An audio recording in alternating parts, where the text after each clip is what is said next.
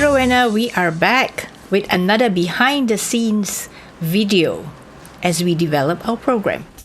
Today we want to talk about something that is, well, we experienced it ourselves, right? We're talking about visibility, we're talking about how to be seen. But when we started off in the early days, we were not this gung-ho, were we? We were not this excited, enthusiastic about being seen. Nope, not at all. And we know from our experiences talking to women, talking to our friends, that sometimes this is the hardest thing for them, right? I mean, they want to be seen. They know that being seen has its advantages. And being seen means that they get to receive more opportunities in their lives. Of course, the opportunities are great, but when they're trying to start out in promoting themselves or talking about themselves, there's a lot of things that hold them back. There are a lot of things that basically are in their mind and they don't know what to do with these questions or these doubts or fears. So there are a lot of things that hold us back and probably held us back when we were starting out. And for me, I think I can think of a couple of them. But Rowena, what was that thing that held you back when you were starting out, that prevented you from saying, I'm going to put myself out there online and showcase my work, showcase my expertise?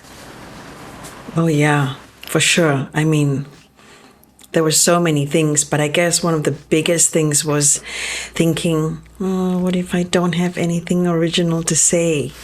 You know, I'm aware that, we're all born fearless. If you think back to your childhood, or if you just look at babies and how they're able to keep picking themselves up off the floor when they fall down, when they're learning to walk.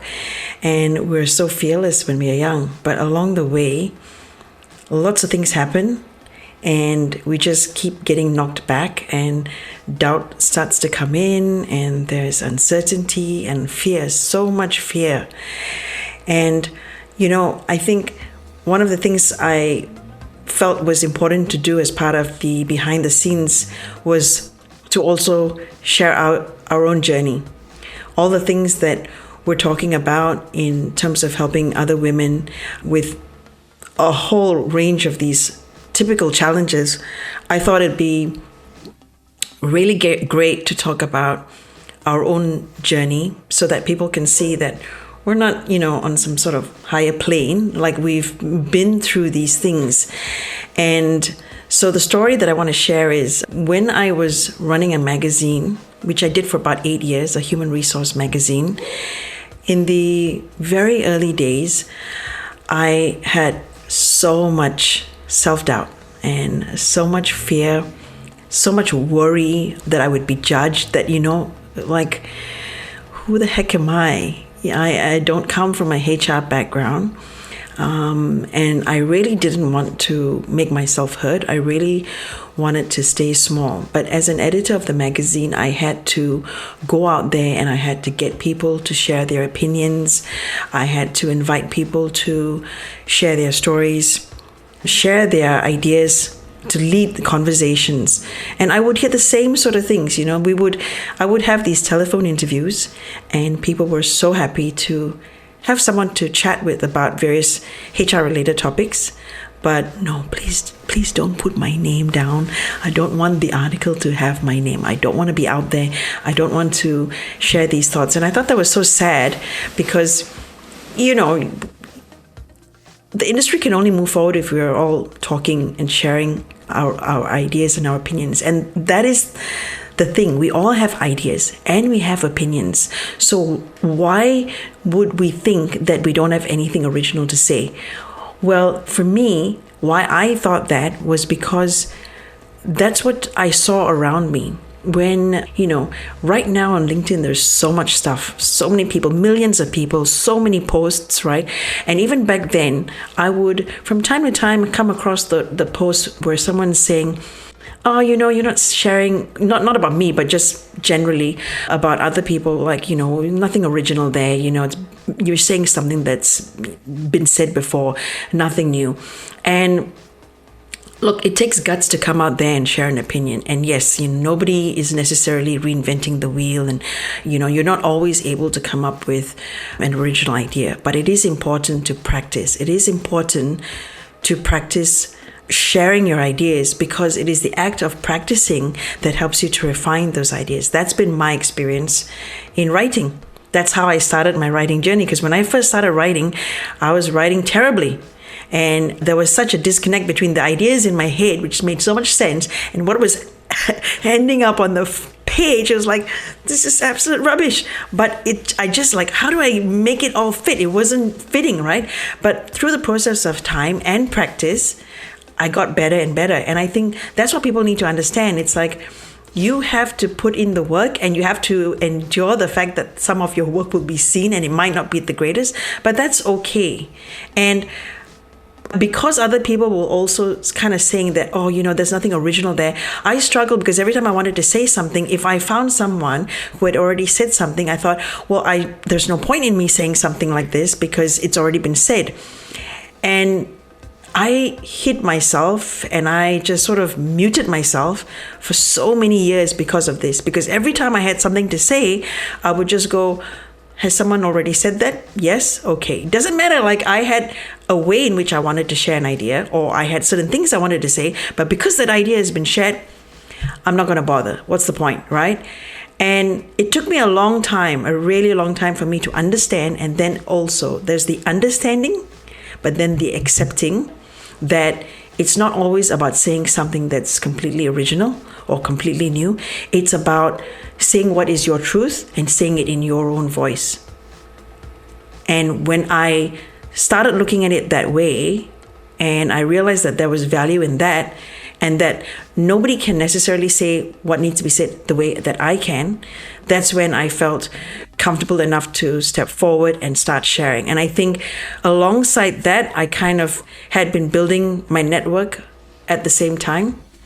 And because I'd been focusing on making sure I had a relevant network, a supportive network around me, not just kind of connecting to anybody and everybody. And in this regard, I'm talking specifically LinkedIn. Because I had a supportive network, when I eventually came out from behind the curtain, I had support. So when I came out and said something, somebody would say, oh, that's great. Or, just something nice and supportive. And I just like, oh, you just heave a sigh of relief. Oh, okay, I'm not stupid. I didn't say any rubbish. Okay, that's good. All right, maybe I'll do this again tomorrow. And, it's a play by play, day by day. It's a hard slog. Not everybody just magically just arrives at that point. You got to work at it. And I worked on it, and I stayed the course, because at some point I just knew I had things that I wanted to share. And I thought, okay, if it's about sharing my truth in my own voice, I can do that. And I'm not seeing what I want to say out there. People are talking about stuff and I'm talking about stuff, but saying it the way I want to say it, it's not happening. And so that's when I said it's time for me to join the conversation. What you say resonates with a lot of people. A lot of people feel that whatever that needs to be said has already been said in some way or form, right? Whether it's a video, an article, an audio, it has been said. But usually, I think when I come across people who say that, who says that, oh, I've got nothing to contribute, they are better people, or experts are saying it, that how much could I add to that? I mean, they already said it, right? The experts have already said the best thing out there and put the best thing out there. So I always believe that all of us have experiences. And no one has your experience, and no one has my experience either. The way we've lived our lives, the way we have come to where we are today, I think it's all the bits and pieces, the messy, the fun, the not so fun, the crazy stuff that happens in our careers and all that. That makes us who we are. And because that makes us who we are, I think we're a unique combination of our past. Then even if, just say, Rowena, you're talking about something, okay, pick the topic, like just say, okay, let's talk about leadership. Okay, let's talk about, trying something or doing something. Even if you've done it your way, I feel that I could still add on to it by saying, here's how I've done it. it doesn't detract from how you've done it, but Yeah. it's a way for me to say, hey, this is my way of doing it. And it is a very valid opinion. And I think here what we're trying to do is trying to create a space for everyone's opinions, which is valid, right? Because if we're also fearful of talking about it just because, oh, somebody said it better, just say Simon Sinek says it better, right? Talking about leadership, I mean, all of us have seen his videos. I mean, he's so good at what he does. He naturally talks about it as if it's like having another conversation with a friend. Right? I mean, you're like, yeah. But it's also repeated, right? He just does it all the time. It's repetition. Yeah. It's being out there. Yeah. And the other thing also I notice is that sometimes you get people going, everyone's a guru now. Everyone's a guru. Everyone's an expert. That also makes me go, I'm not trying to act like I'm an expert or, a guru in this. So that also was another thing that was holding me back, is that when you see those kind of comments, you just think, You don't want to be the guru, right? You don't want to be negatively termed as the guru. Even if you're looking at Simon Sinek positively in the way that he says things, he says it so well. I mean, what else could you add to that, right? So sometimes people never think of it like, yeah, he's saying it his way. But we can also say it in our way. And when I say we say it our way, it also means that we share it through the way that we have lived our lives. So it doesn't have to be a very polished way. I mean, our lives are not always polished, always beautiful, always perfect. But we can say it in a way that really fully is us.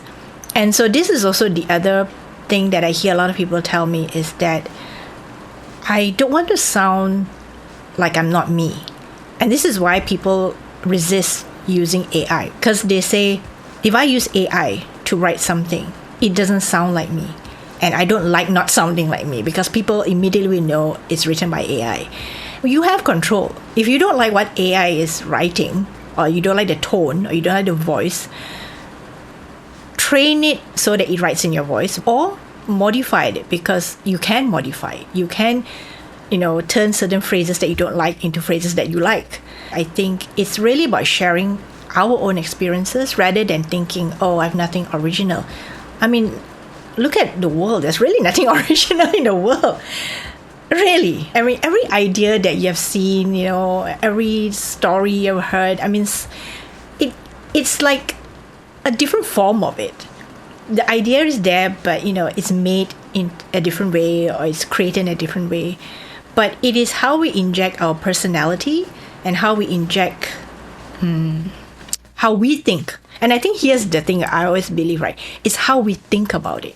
It's not just about, okay, this is my experience, therefore my experience is kind of boring, therefore I have nothing to say. It's more like, okay, this is my experience, boring or not, but this is what I think of it. Because at the end, there's reflection, there's analysis, maybe lessons learned, things that I took away from that experience, which may be different from you. Two people looking at the same thing will come away with very different lessons learned or insights or realizations derived, right? So I think maybe part of it is also braving ourselves to share our own insights. And perhaps that could prevent us from thinking, oh, I've got nothing original to share. Your thinking, I think, is original.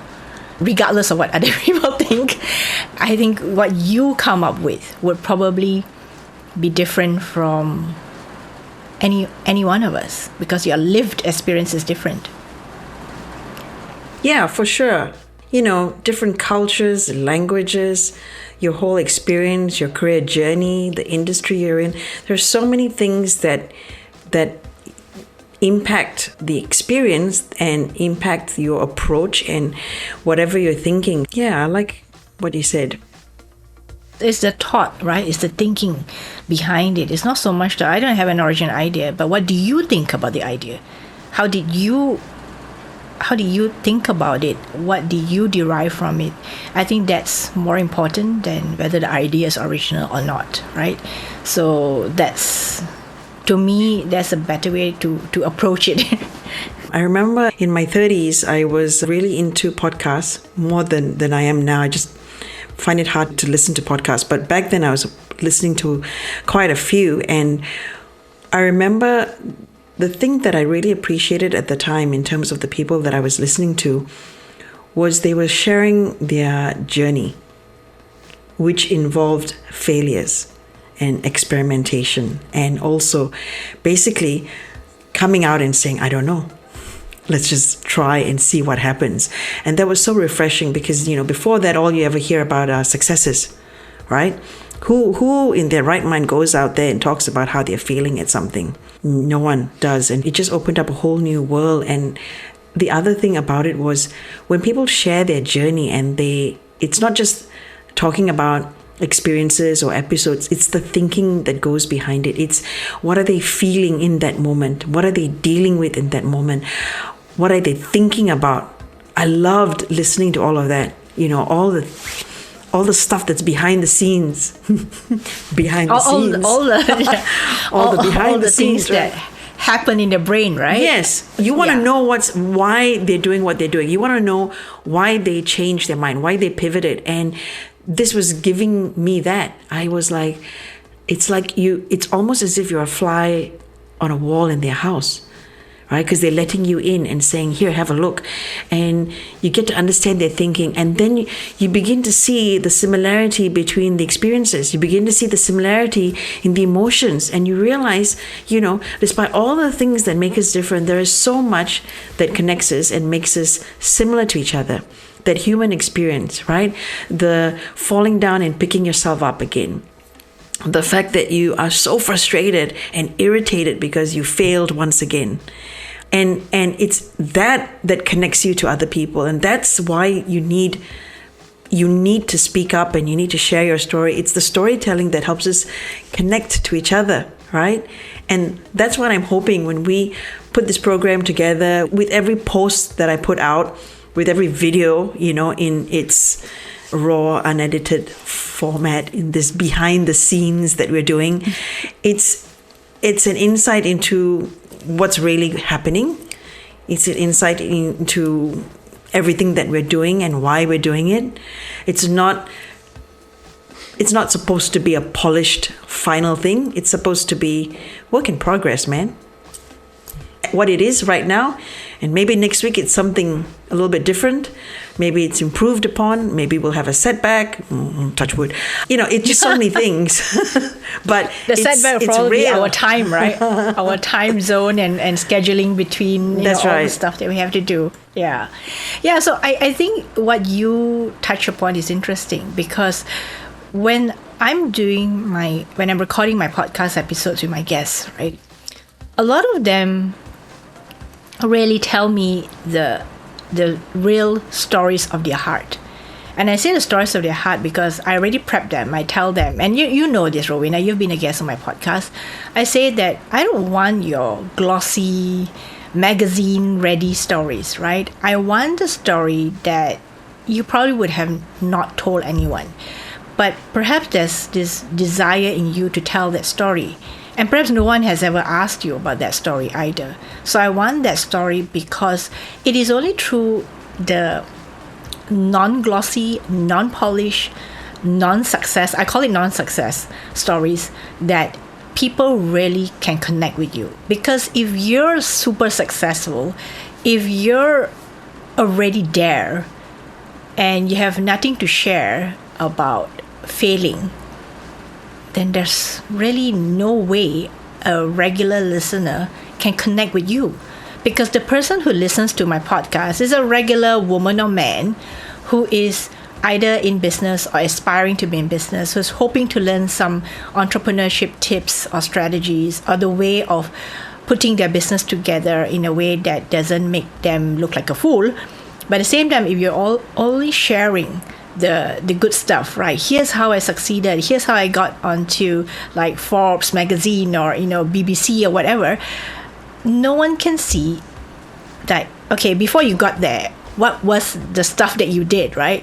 And if no one shares that, nobody knows that all of us have to start from zero. I mean, think of the time you started from zero. I started from zero. All of us started from zero. The day we graduated from university, when we had to look for a job, we started from zero.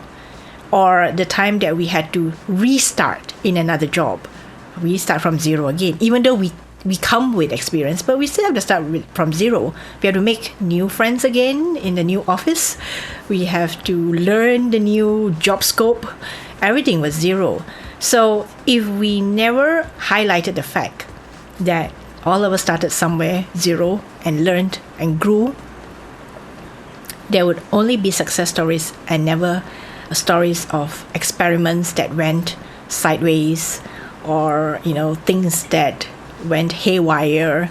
And that is also a question that I think people who want to come in this program probably thinking to themselves, what if I fail? And so I think failure is a big word these days. Yes. Is that where you're coming from? That's the story you want to share? I want to share the fact that, these days I've taken a very experimental approach to failing, which means that I always tell myself, if I fail, and we always think that when we fail, the entire world is looking at us. And I say that unless you're a celebrity, unless you're some, big time politician, no one cares. No one cares. Honestly. No one cares. No one cares about your failures. I mean, we make it so, like, it's such a huge thing. If I fail, if I fail in this business venture, if I fail in this thing that I'm doing, what if nobody likes this or nobody buys this? I mean, we make it such a big deal, right, for ourselves. And then we beat ourselves up about it. Okay, so coming back to LinkedIn, for instance, right? Just say, if I put up a post, and the concept of failure is that what if nobody likes it? Nobody gives it a thumbs up. Nobody comments. Nobody shares it. It's okay, right? But the other thing I always tell people, flip the script. What if people start commenting? What if people start giving it, like lots of thumbs up or likes or loves or whatever? What if that happened? Or what if someone from that post noticed you and wanted to connect with you? Or someone say, hey, I didn't know you were doing this, let's go for a coffee, or let's do a virtual coffee. The other side of it is actually a lot nicer to imagine. If you can imagine, like, okay, this is happening to me, and this is the most negative thing that could happen, which is like no one likes my post. Okay, but given the algorithm of LinkedIn, sooner or later something happens, right? Or if really nothing happens to you, well, we can always tag a friend. So that's the beauty of our program.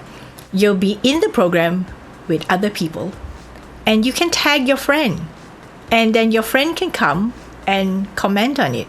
And we want it to be supportive in that way. We want it to be supportive in a sense that if you put something up and you're really feeling a little bit fearful, wondering whether is this the right thing to write about or share about, you'll have people who will be there to support you. And I think that is so important.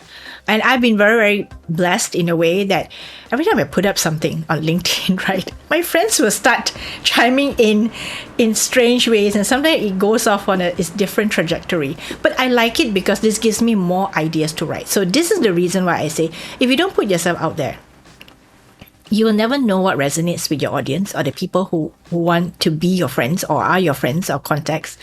But from there, I always get a lot of ideas of what else to write. What's my next post going to be? Because someone will say something in the comment. Say, interesting. Never thought about that. Let me try and see what my take or my thought or my reflection about that comment is like, and I could create another post. So basically, a post begets a post or a post gives birth to another post. If you have this idea of just putting it out there, I'm seeing what people are going to comment or react about it, and this gives me more ideas to write about or to write posts about. So I think that the concept of failure is really overrated. I mean, even if we fail, and I think both of us have had a lot of failures in our lives, just that we haven't spoken publicly about them. And we never really think that people that we follow, people we like, people who are super successful have had failures. But I think all of us had failures. And being able to come to terms with the fact that if I fail, so what? I'm not going to be tomorrow's headline in the newspapers. No worries about that. It'll just be another day. I have two things to add to that, because as you were talking, it's coming to my mind. I'm trying to remember. The first thing is that when people put posts out and they don't post often, right? So there's a lot of pressure because they're now expecting that one post from, I don't know, the last 5 months to suddenly deliver everything. And that's just too much pressure. So I think people also need to generally set more realistic parameters around things that they put out and be patient and give themselves time, not expecting one thing to do the job. Just like in marketing, the one marketing activity is going to be the be all and end all. You can't do that. You have to keep putting yourself out there over and over. So if you look at the marketing concept of 7 times putting something out, different channels and different platforms, and similarly when you're talking about your own kind of personal brand, you got to keep putting yourself out in different ways, and you got to keep doing it repeatedly. So that's the first thing. People have too high expectations from a single post, right? Or a single attempt at something. But the second thing is this. When you put something out, you have a thing that you want to share, an idea or a vision or a dream or, a point that you want to make.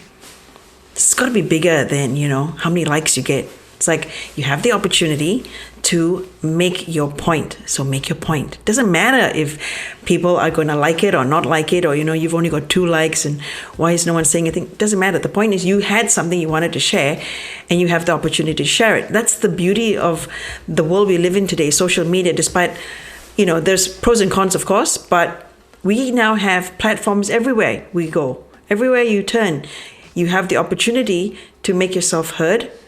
And so you should pick up that opportunity, right?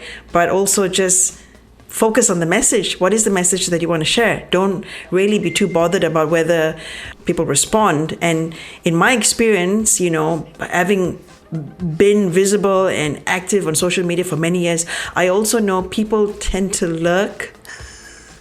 So they're reading and they're enjoying it, but they don't give you feedback. They might drop you a note. I've had calls from people and messages from people from years later, never in the moment when they go, I've been following you all this while, or, I saw this article. So, would have been really lovely if you had told me in the moment, but now you're telling me, okay, that's fantastic. But people do that, so they're consuming stuff, but they're not necessarily letting you know. And that's okay. There's, different ways of doing things, right? Not everyone is going to necessarily comment or like or celebrate whatever it is that you're doing. But they might be consuming it. And so that's something to keep in mind. Yeah.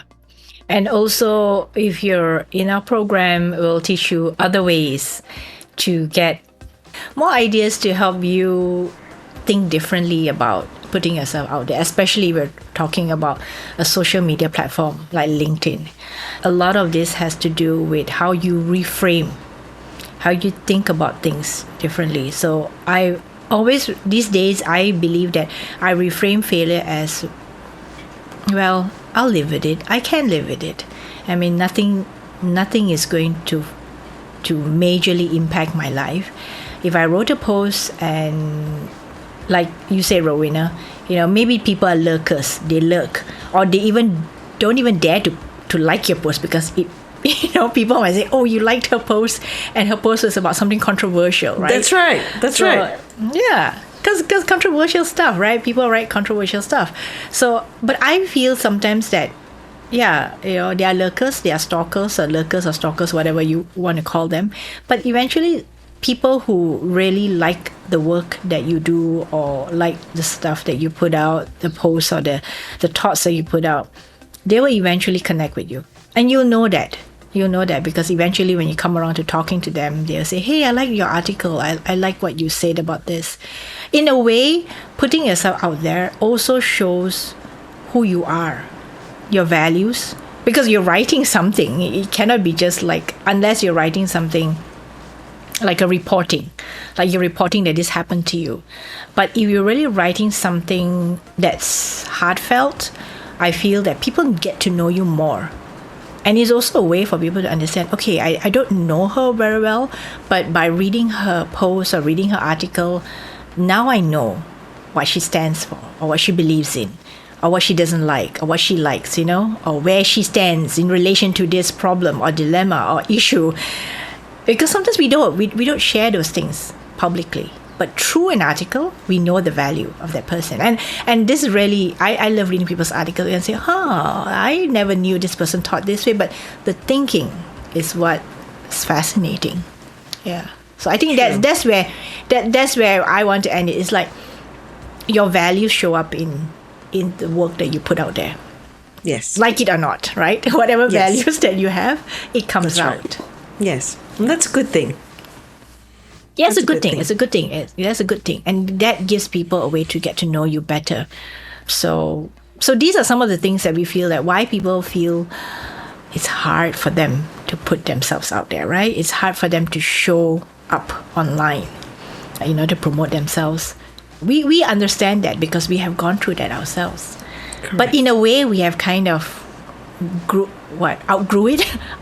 We outgrew it? We outgrew it?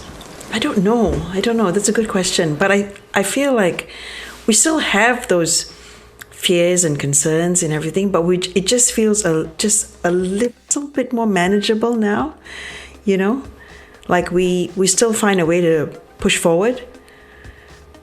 The fear that never really goes away, does it? It never. But I think if we can keep our eye on what we really want, this is just yes. Yeah, what we're working on, this is a way for us to get our message out there. If there's a platform that helps you get your message out there and you're not really using it or utilizing it in the best way, then your ideas or whatever you're working on can't be shared with the world. Yes. And that's you only got one shot at this. Yes. We only got one shot at this. Yeah. And people these days want their ideas to be seen and heard. But if you're not sharing them, no one knows about your idea. And I'm sure someone's got a really good idea. It's just that they're keeping it. They're like, I don't want to share. I don't know how to share it. I think it's so difficult for me to even say it. Saying it is so difficult. I want more sharing it, right? So I think that's where we're trying to go with this program, is to give you that way of sharing it, sharing your best ideas, so that you can get to the next level, whichever your next level is, right? Your next level could be doing something with that idea, finding people, partners, collaborators, or just doing something fun. Sometimes, like, as I was telling you, Rowena, the next thing that I'm doing is a cake cella. So if you're watching this, you wonder what the heck is a cake cella? Well, think Coachella, but with cake. So there's a lot of cakes, and if you don't come with a cake, you don't get entry into a little event that I'm creating with my friend right here in Penang. And even my friend from Thailand was saying, I wish I was in Penang. Oh, I wish I was there. I'd be there, man. Yeah. I know what people cake I love would cakes. make. Yeah. Either a cake that you make or a cake that your favorite cake, right? I'm sure you'll bring a favorite cake of yours so you can share it. So we're thinking of some activities that we could do while we are sharing and making connections and eating cake. So things like that. So fun things, stuff that makes life better and, makes living far more interesting. So, Rowena, I think we have covered quite a lot in our conversation. We wanted to cover 3 questions, but I think we were a little bit greedy. So we managed to do 2 questions. But the next thing that we want to do is really encourage you to look at the program and check it out for yourself. And if this is the right program for you, please join us in our wait list before we open the program. Any last thoughts, Rowena?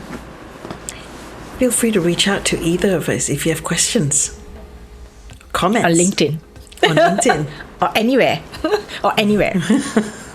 Anywhere you can find us. So, Rowena, maybe let us know your website so people can find you. digitalconfluence.info, and then on LinkedIn, just Rowena Morais. And I also have a personal website, rowenamorais.com. But I guess LinkedIn is probably the best way. Yeah. since we're talking about LinkedIn and showing up on LinkedIn, so I guess for myself, it's also LinkedIn. You can find out more about the work that I do at rebelstudio.com. And I also have my podcast website, womenpreneurasia.com. But of course, the best place is still LinkedIn, since we're talking about that a lot today. So thank you everyone for watching. Thank you for being part of this conversation with us as we unpack some of the, how should I say, the doubts, the fears. Yes, and the thinking. The thinking about whether or not, when, I guess it's not about when you want to join the program, right? It's more like you have to be ready with yourself in order to join this program. And we'll be right there with you. Yeah, we'll be just nudging you along nicely, slowly, softly, soft little nudges, so that you get to where you want to go and remove the doubts and fears in between. So, okay, let us see you in the next episode of Behind the Scenes. More will be coming. So expect more of this live and unedited conversations. Completely unedited. That's unedited. Right. Onward. Onward. Okay, see you everyone. See you. Bye. Bye.